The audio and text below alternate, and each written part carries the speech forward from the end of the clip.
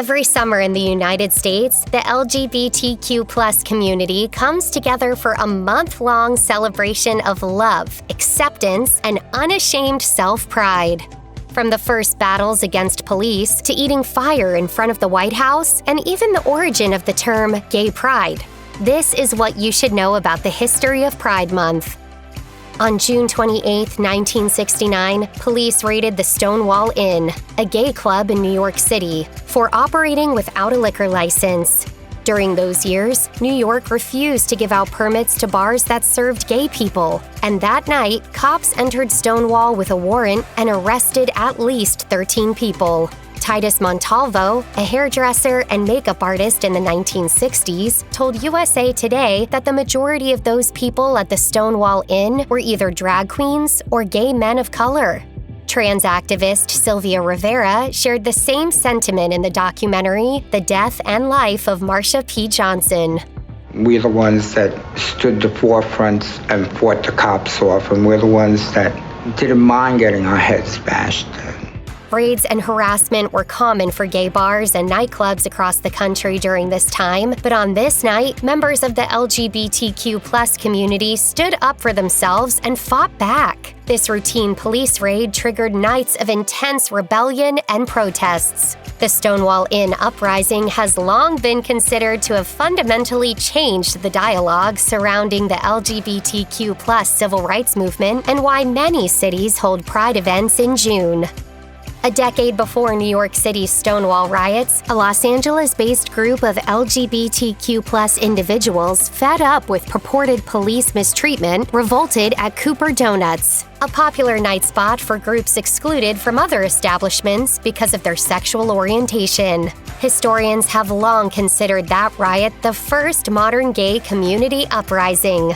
During the 1950s, the Los Angeles Police Department was long reported to have abused LGBTQ+ residents, even allegedly arresting them for simply gathering at the establishment. Author John Recchi, who experienced police abuse firsthand, wrote about the topic in his novel, City of Night. As he described it, they interrogate you, fingerprint you without booking you, an illegal LA cop tactic to scare you from hanging around. On that evening in May, 2 officers allegedly visited the eatery and asked for the identification of several customers, including Recchi. Officers then reportedly proceeded to arrest them without cause. According to Out, patrons who apparently had enough of being oppressed attacked the cops with coffee, donuts, and plates until they had to leave and come back with backup to contain the uprising. On June 28, 1970, a year after the Stonewall riot, the first Gay Liberation March, dubbed the Christopher Street Liberation Day March, took place in New York City's Greenwich Village neighborhood. People gathered outside the Stonewall Inn on Christopher Street, and groups from all over the country came out to march in unity that day. People from Boston, Washington, D.C., and even organizations from universities such as Columbia, Rutgers, and Yale came to participate in the event. No, really, if straight people can do all this carrying on and holding hands and kids in the park, why can't we do it? All right. They ain't no better than I am. When the transgender community came out to march, however, they were reportedly told by organizers to stand in the back, but they did not comply. Victoria Cruz, a queer transgender woman and former activist, recalled being shamed into marching in the back on that day over 50 years ago. Cruz stated that members of the transgender community stuck up for themselves because they had fought just like everyone else.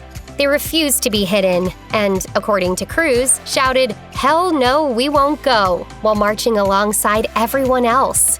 Cruz noted that all those within the trans community who marched didn't attempt to segregate themselves. A similar march took place the same day in Los Angeles, and just a year later, Boston held their march.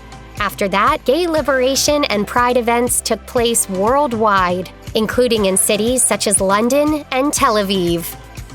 In July 1969, the LGBTQ+ community gathered in New York City for a rally initiated by activist and LGBTQ+ ally Brenda Howard. While Howard herself was not at the bar the night of the riot, she did have friends who were.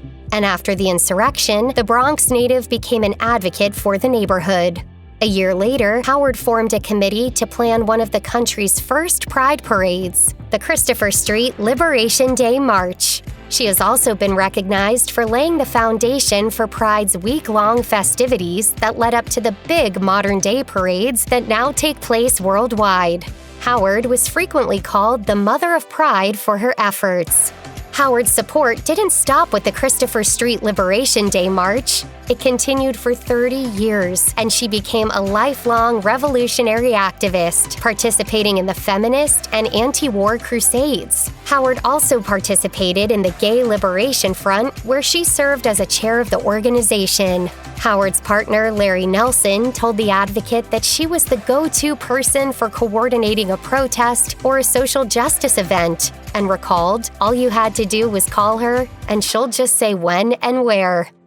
The Greek letter lambda was chosen as the gay symbol when graphic designer Tom Dorr and the rest of the New York chapter of the Gay Activist Alliance adopted it in 1970. A flyer created by the organization stated that the symbol was chosen to represent, quote, a commitment among men and women to achieve and defend their human rights as homosexual citizens. Since the organization sponsored events for the gay community, Lambda quickly became a fast and easy way for other gay people to identify with one another.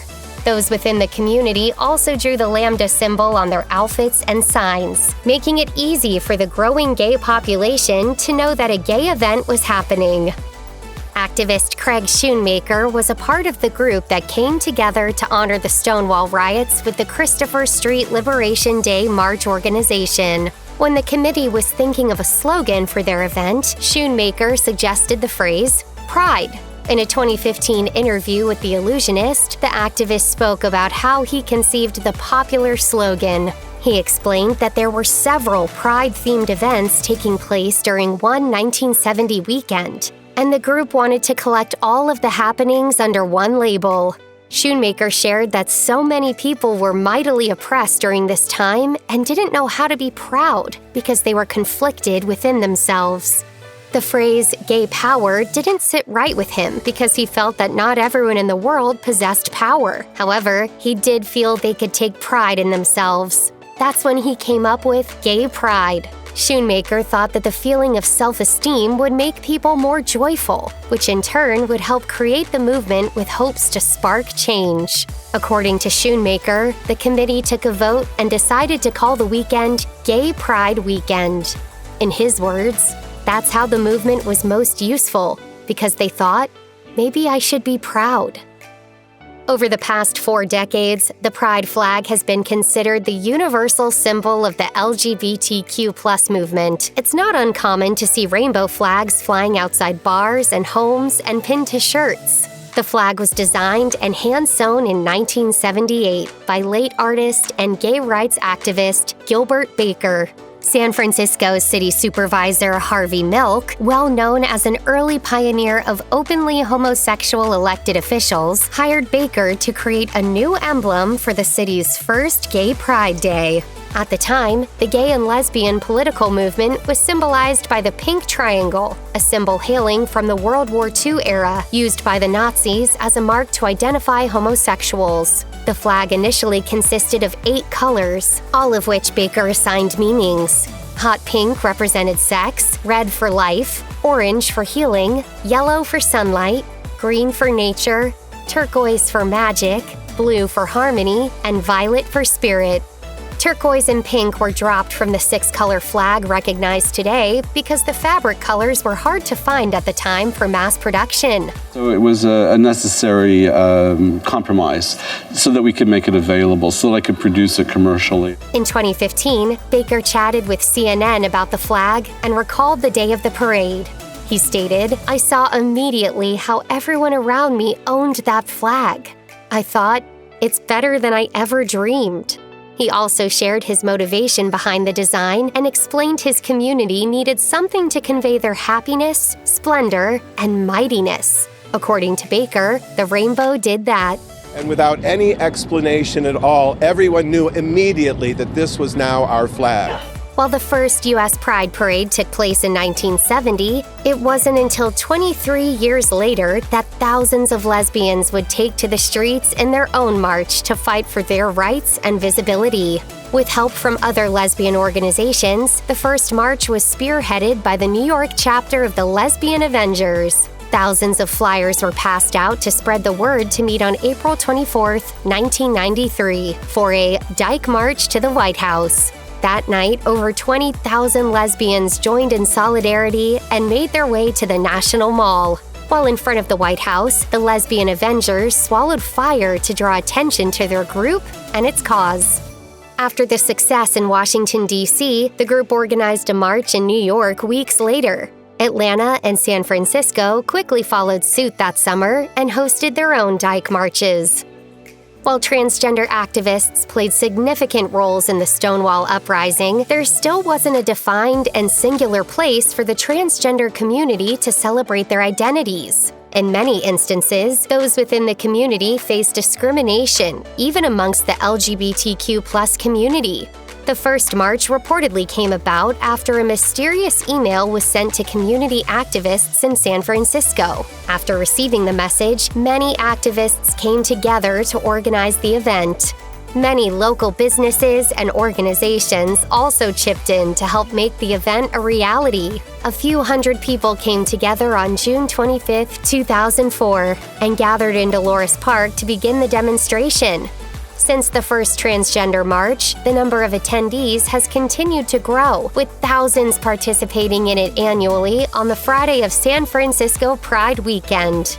The event also sparked annual marches, gatherings, and demonstrations worldwide to raise awareness and support of transgender issues.